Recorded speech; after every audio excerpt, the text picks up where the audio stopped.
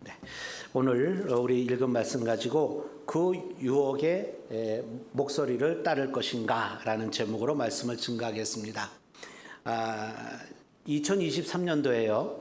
미국의 뉴욕에서 벤처 기업을 경영하던 사람이 이 폴 로버츠라는 사람이거든요. 이분이 폴 로버츠인데 이분이 내부 정보 유출과 회계 조작 혐의로 수사 선상에 올랐습니다. 이 회사는 이 사람이 만든 벤처 기업은 디지털 광고 기술 회사인데요. 쿠비언트라는 광고 회사입니다. 여기에 공동 창업자이자 CEO였던 이 폴 로버츠는 회사의 매출이 실제보다 더 많아 보이도록 조작된 계약서와 허위 문서를 만들어서 증권사에 제출을 했습니다. 무려 130만 달러 이상의 매출을 조작한 겁니다. 그러니까 이걸 두고 많은 사람들이 여기다 돈을 붓고 투자를 했죠. 주식도 오르고 나스닥 상장을 앞두고 투자자들의 신뢰를 얻기 위해서 그런 거짓말을 했다는 겁니다. 그러니까 법정에서 그는 이렇게 담담하게 진술했다고 하죠. 처음에는 그저 작은 일이었습니다. 다른 스타트업들도 다 그렇게 하니까요. 문제는 멈출 타이밍을 놓쳤다는 겁니다. 그러니까 이 사례에도 보듯이 많은 사람들은 유혹이 거창한 죄에서 시작된다고 생각하지만 실제로는 괜찮겠지. 다들 하니까 이번 한 번만이라는 작은 마음에서 시작이 됩니다. 이처럼 유혹은 소리 없이 작게 그러나 합리적으로 우리에게 찾아옵니다. 하지만 그 작은 균열은 결국 인생 전체를 무너뜨리는 파국으로 이어지죠. 창세기 3장은 바로 그런 유혹의 이야기를 담고 있습니다. 뱀의 속삭임, 하와의 시선, 아담의 침묵, 이 세 가지가 합쳐져서 인류 최초의 죄, 곧 원죄가 발생합니다. 이처럼 인류의 첫 조상인 아담과 하와가 경험한 유혹은 단순히 열매 하나 따먹은 일이 아니었습니다. 그것은 하나님의 말씀을 불신하고 하나님의 주권에 도전한 심각한 반역일 뿐만 아니라 모든 인간에게 이어지는 죄의 뿌리입니다. 그래서 그 결과는 단지 두 사람에게서 끝난 것이 아니라 모든 인류에게 죄와 죽음의 결과를 안겨주게 되었습니다. 오늘 우리는 본문 말씀을 통해서 나에게 주시는 하나님의 준엄한 음성을 들을 수 있습니다. 그것이 무엇입니까? 너는 지금 누구의 목소리를 따르고 있는가입니다. 그러면 오늘 본문을 통해 깨달을 수 있는 것이 무엇인지 함께 살펴보겠습니다. 첫째로 유혹은 하나님의 말씀을 왜곡하게 합니다. 오늘 본문은 한 피조물 뱀의 등장으로 시작하지요. 1절입니다. 그런데 뱀은 여호와 하나님이 지으신 들짐승 중에 가장 간교하니라. 그래서 여기에 뱀을 여느 동물보다 간교하다고 이렇게 표현을 했어요. 간교하다. 여기서 간교라는 이 간교라는 히브리 단어를 보면 지혜롭지만 교활한 특성을 의미합니다. 지혜롭지만 교활한 특성. 그러니까 이 뱀은 단지 동물이 아니에요. 그래서 이걸 이제 여러 주석제들을 보니까 어느 주석책에는 뭐라고 그러냐면 이게 뱀이 나타난 게 아닐까. 그러니까 우리가 뱀이라고 하는 이 뱀이라는 단어는 사실은 이제 주전 한 100여 년경, 주전 한 100여 년경에 등장된 단어래요. 그러니까는 이 뱀이 아닌 다른 존재였을 것이다. 그러니까 우리가 흔히 아는 뱀으로 생각하는 기어다니는 그런 뱀은 아니었을 것이다. 그렇게 이제 얘기하는 그 학자들도 있더라고요. 그분 얘기를 이렇게 보니까 한편으로 일리는 있어요. 근데 어쨌든 이 뱀은 단지 동물이 아니에요. 계시록 12장 9절은 그 뱀이 옛 뱀, 곧 마귀요 사탄이라 하고 밝히고 있는 것으로 보아서 지혜로운 뱀을 가장한 사탄의 형상이죠. 더군다나 간교한 성격이었기 때문에 누구든 그 말을 믿었을 겁니다. 왜 여러분 간교한 사람들의 말은 처음에는 다 막 믿잖아요.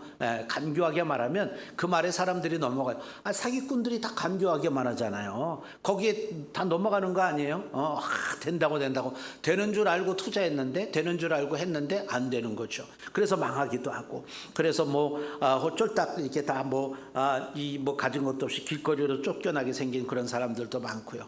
간교한 성격의 사람들의 말을 믿었기 때문입니다. 그 말이 진짜 같으니까 속을 수밖에 없어요.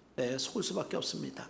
그러니까 요한계시록을 보면 사탄이 거짓 선지자들에게 권세를 주는데 하늘에서 불을 내려요. 사탄이 주는 권세가 그래요. 하늘에서 불을 내리는 권세를 줘요. 그리고 또 뿐만 아니라 그들이 제작한 우상들이, 저렇게 세운 신상들이 입을 벌려 말을 해요. 입을 벌려서 요 이제 거짓, 이렇게 해골처럼 나온 저 거짓 선지자를 이제 모습을 이제 이렇게 상상해서 그린 거고요. 그 다음에 그 요한계시록의 말씀처럼 성전을 짓밟고 저기 이렇게 폼을 잡고 있는 사람이, 이게 저기 그 짐승이거든요. 짐승이고 그 짐승의 우상을 저렇게 세워놓습니다. 짐승이 이 적그리스도, 짐승이 적그리스도인데 이 적그리스도가 통치하는 세상이 되는데 그 적그리스도의 형상을 이 거짓 선지자들이 만들어내요. 저렇게 만들면 저 신상이 입을 벌려 말하는 거예요. 입을 벌려서. 입을 벌려서 저 신상이 말을 하는 겁니다. 그러니까 그런 말을 할 줄 아는, 말을 하게 하는 능력을 주는 거예요. 거짓 선지자한테 그 능력을 줬어요. 그러니 여러분, 그런 능력이 있는 사탄이니 그 말에 얼마나 권세가 있었겠어요? 한번 생각해 보세요. 그렇죠? 그 말은 굉장한 권세가 있어. 그러니까 이 아담과 하와가 이 하나님의 말씀을 잊어버릴 정도로 그렇게 빨려들게 된 것이죠. 그러니까 성경에는 간단한 말로 나와 있는 것 같지만은 어느 인간이라도 사탄의 말에 걸려들면 빠져나간다는 게 불가능한 겁니다. 그러므로 사탄을 이길 수 있는 가장 강력한 방법은 뭐냐면 대적하는 거예요. 대적하는 거예요. 그래서 성경에도 대적하라고 그랬잖아요. 마귀는 그의 말을 듣고 대응해야 할 존재가 아닙니다. 자꾸 마귀에게 뭐 말 시키는 사람이 있는데 말을 시켜야 될 존재가 아니에요. 나타나는 즉시 예수의 이름으로 대적해서 내쫓아야 됩니다. 우리 교회 안에도 이상하게 그런 일들을 하는 교회들이 있어요. 보면은 뭐 이제 마귀 쫓아낸다고, 귀신 쫓아낸다고 그래갖고 딱 뭐야갖고 너 언제 들어왔어? 몇 년 몇 월 며칠에 들어왔어? 뭐 이래가지고 뭐 이게 말 시키고 그러는데, 그래야 속아 넘어갈 수밖에는 없어요. 여러분, 사람이 사람에게도 속아 넘어가요. 엊그저께 가끔 한밤중에 설교 준비하는데 문을 벽걸 열고 들어와가지고 남자가 들어와갖고 이렇게 CD를 내밀어. 근데 이 아이가 청년인데 이 아이가 좀 지적 장애가 있는 아이입니다. 그래가지고 근데 이건 또 돌아가는 머리는 멀쩡해요.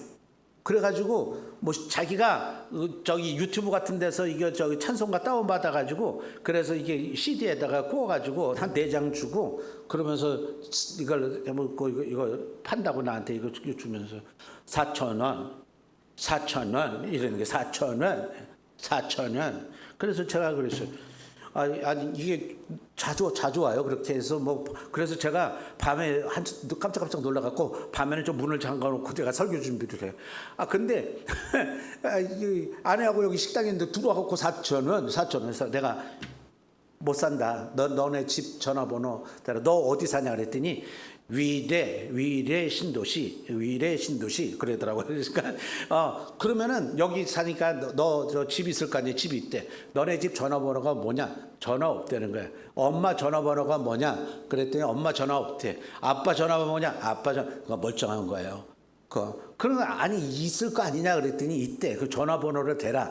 근데 전화번호를 대는데 뭐 엄마 전화번호라고 해서 해보니까 지 전화번호가 울려. 그러니까 이게 얼마나 이게 뭐 이제 보면은 뭐 간교하다고 말을 해야 되나요? 그냥 그렇게 사람을 이렇게 속여 넘겨가는데, 그거 뭐 4,000원짜리 사는 거 하나야 어렵지 않은 일이지만은, 그러한 지적 장애가 있는 아이도 이렇게 사람을 속여서 그렇게 CD라도 팔아먹으려고 애를 쓰는데 말이죠. 여러분, 이게 하물며 사탄이 이게 우리하고 말을 하면은 그게 당연히, 저도 그 아이를 못 당해내가지고 결국은 4,000원 주고 보냈어요. 4,000원 하도 그러고 앉아 있어가지고 그냥 줘서 보냈는데, 이게 사탄하고 얘기를 해서 이게 되겠냐고. 그 거짓말쟁이하고. 말이 안 되는 거예요. 그러니까 여러분, 뭘 말을 듣고 대응해야 될 존재는 아니에요. 그러니까 우리가 나타나면 즉시 예수 이름으로 대적해서 쫓아내야 돼요. 그러면 사탄이 하와를 넘어뜨리기 위해 가지고 사용한 전략이 뭘까요? 그것은 지금도 마찬가지인데요. 말씀에 대한 의심으로부터 시작이 돼요. 1절입니다. 그런데 뱀은 여호와 하나님이 지으신 들짐승 중에 가장 강교하니라. 뱀이 여자에게 물으니 하나님이 참으로 너희에게 동산 모든 나무의 열매를 먹지 말라 하시더냐. 사탄의 이 질문이 정말 정교해요. 교묘하고요. 하나님은 분명히 각종 나무의 열매는 내가 임의로 먹되라고 이미 2장에서 말씀하셨어요. 그러면서 단 서약을 알게 하는 나무만은 먹지 말라고 그랬어요. 그렇죠? 선악을 알게 하는 나무의 열매는 먹지 말라고 금하셨죠. 그런데 뱀은 하나님이 모든 나무를 금지한 것처럼 왜곡을 한 거예요. 말씀을. 모든 나무를 당연히 아니죠. 이건 의도적인 과정인 거거든요. 그런데 더 놀라운 것은 하와의 반응이에요. 그녀가 이렇게 얘기를 합니다. 2절과 3절입니다. 여자가 뱀에게 말하되 동산 나무의 열매를 우리가 먹을 수 있으나 동산 중앙에 있는 나무의 열매는 하나님의 말씀에 너희는 먹지도 말고 만지지도 말라 너희가 죽을까 하노라 하셨느니라. 여기 만지지도 말라는 명령은 하나님이 하신 적이 없어요. 그러니까 하와는 하나님 말씀에 추가를 한 겁니다. 이는 오늘날 많은 사람의 말씀 해석 태도와 닮아 있어요. 말씀을 덜어내든지 더하든지 그래서 또 취사 선택을 합니다. 그래서 이단이 활기를 띠는 거예요. 이단이 활기를 띠어요. 오늘날 우리나라가 이단의 왕국이 된 이유가 뭔지 아세요? 성도들에게 성경을 명확하게 가르쳐 주지 않아서 그래요.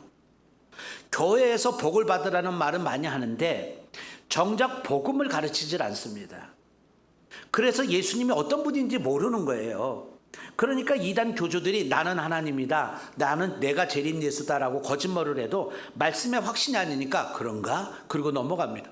여러분 이단에 빠진 사람들은요, 처음 전도돼서 간 사람은요 사실 숫자가 미미합니다. 거의 대부분이 다 기성교회 교인들이 간 겁니다. 똑같은 교회 아니야? 하나님, 그래, 그럴 수 있지. 그러고 넘어가는 거예요. 그래서 성경을 정확하게 배우는 게 중요하고요. 내가 믿는 신앙에 확신을 갖는 게 중요해요. 그러니까요, 성경 공부하세요. 성경 공부.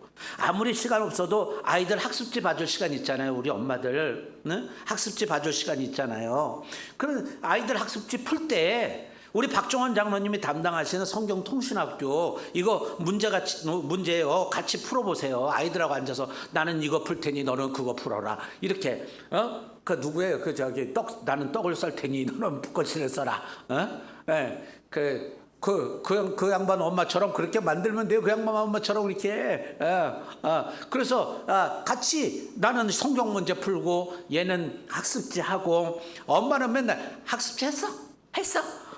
돈만 아까워 죽겠어. 그냥 한다고 그러더니 잔소리 하지 말고 같이 앉아서 너는 학습지, 나는 성경통신학교 문제지. 이래가지고 이해해요. 여러분 이거 참 정성스럽게 우리 장로님이 채점해서 또 이렇게 틀린 거는 이렇게 또 밑에 달아서 빨간펜 선생님처럼 풀어주잖아요. 그러니까 여러분 얼마나 성경 공부하기가 좋아요. 그래서 이렇게 엄마가 같이 하면은 공부하라는 말이 잔소리가 되지 않아요. 무엇보다 우리 신앙이 좀 더 체계적으로 자리를 잡기 위해서는 우리 장학명 장로님 담당하시는 하나님 나라 복음하십시오.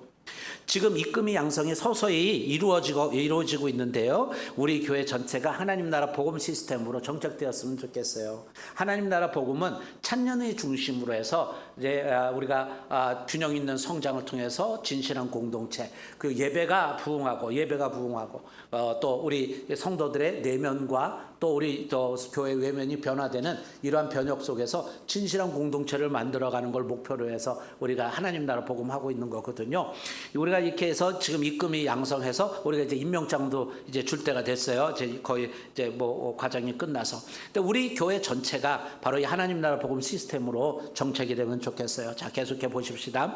하와가 말씀에 대한 확신이 없이 말씀이 추가하자 사탄이 기다렸다는 듯이 이렇게 말해요. 4절과 5절입니다. 밑에 잘못됐어요. 4절과 5절 말씀이에요. 뱀이 여자에게 이르되 너희가 결코 죽지 아니하리라. 너희가 그것을 먹는 날에는 너희 눈이 밝아져 하나님과 같이 되어 선악을 알 줄 하나님이 아심이니라. 그러니까 하나님의 공의에 대한 정면 도전이죠. 죄를 지어도 죽지 않을 거라는 거짓말, 하나님처럼 될 수 있다는 교만한 제안, 이처럼 사탄의 전략은 말씀에 대한 신뢰를 무너뜨리는 거예요. 오늘날도 그렇습니다. 죄는 먼저 말씀을 흐리게 하고 그 다음 마음을 흔들고 결국 판단을 마비시킵니다. 그러므로 우리가 그런 유혹에 넘어가지 않도록 죄를 경계하고 죄에 대해 민감한 반응을 보여야 합니다.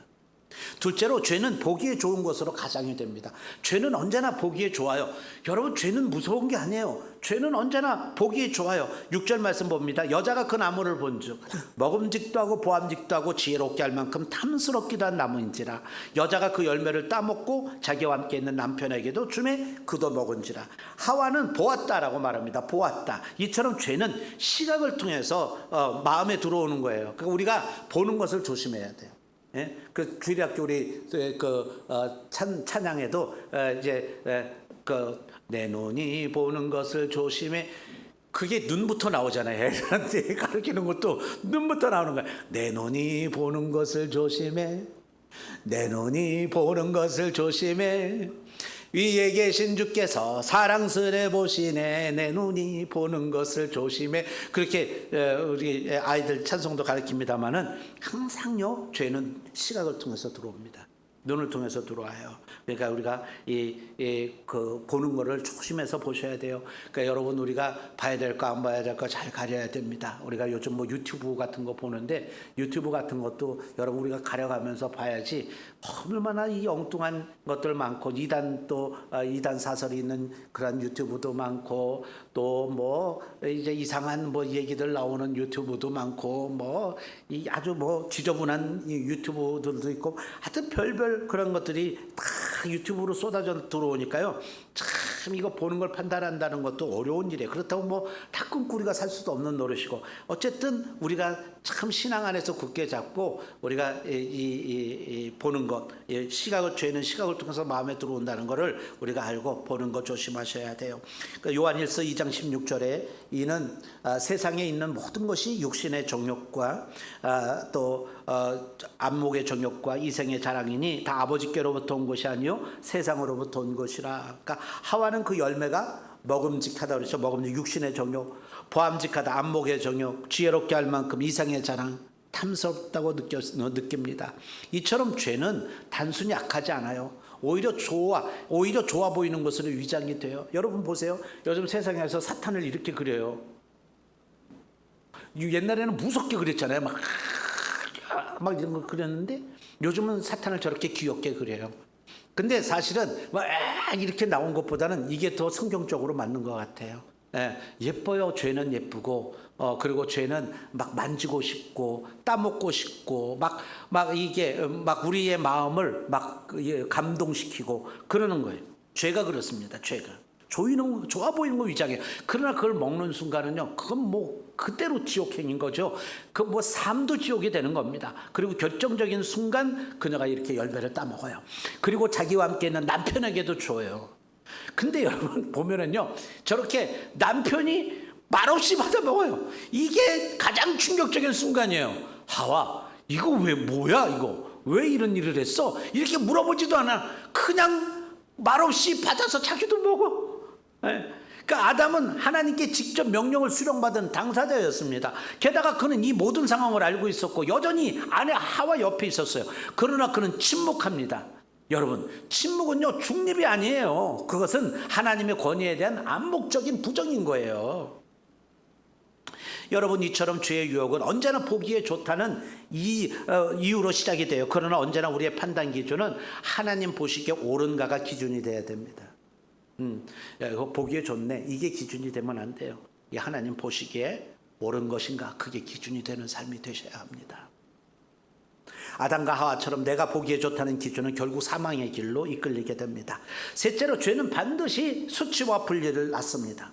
그러니까 죄를 범한 직후 아담과 하와는 자기들이 벗은 줄 알게 됐어요. 그러니까 창세기 2장 25절에서는 부끄러움을 모른다고 그랬잖아요. 두 사람이 벌거벗었으나 부끄러워하지 않았다. 부끄러움을 몰랐어요. 하지만 이제는 서로 바라보며 수치를 느낍니다. 그래서 7절에 무화과 나무 잎을 엮어서 치마로 삼았다라고 했습니다. 이 말씀처럼 즉시 나뭇잎으로 자신들의 수치를 가립니다. 이는 인간의 첫 번째 자력 구원의 시도죠. 자기 스스로 죄를 가려보는 겁니다. 여러분 보시는 구원을 얻으려고 애쓰는 인간, 황금률을 지키고 헌금 많이 하고 기도 많이 하고 교회 열심히 다니면 구원받는다? 이거 아닌 거예요. 이거는 아무리 노력해도 하나님께 도달할 수가 없어요. 가장 좋고 쉬운 방법은 하나님이 오시는 거예요. 하나님 구원을 받아들이는 인간. 구원을 얻으려고 애쓰는 인간 구원 얻지 못합니다. 그러나 구원을 받으려고 하는 인간 구원 받습니다. 자력 구원은 그런 거 자기가 힘써서 구원 얻으려고 하는 거야. 안 돼요. 모든 인간이 죄를 가리고 싶어 하지만 그 어떤 인간적 시도도 죄를 온전히 가릴 수 없습니다. 그래서 그들은 하나님이 동산에 거주실 때 숨은 거예요. 가릴 수 없으니까.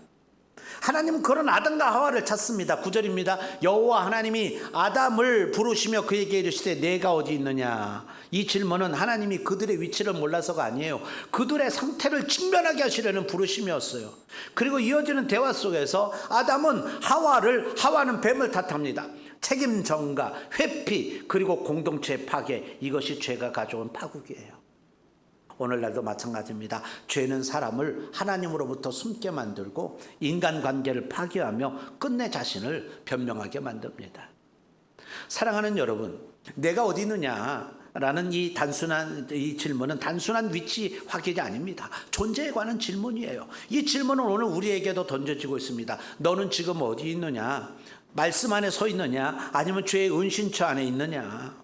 감사한 것은 하나님은 숨은 인간을 찾아오신다는 점입니다. 그리고 그들을 향해 묻고 다시 부르십니다. 심판하시되 끝나지 않게 하시고 벌하시되 가죽옷을 입히시며 구속의 시작을 여십니다. 이는 장차 오실 예수 그리스도를 예표하는 장면이지요. 하나님은 유혹의 순간에 침묵하지 않으십니다. 뱀의 속삭임보다 더 크고 선명한 하나님의 부르심이 있습니다. 그리고 우리가 돌이키기만 하면 그분은 여전히 회복의 길을 열어놓으십니다. 기도하시겠습니다. 주님,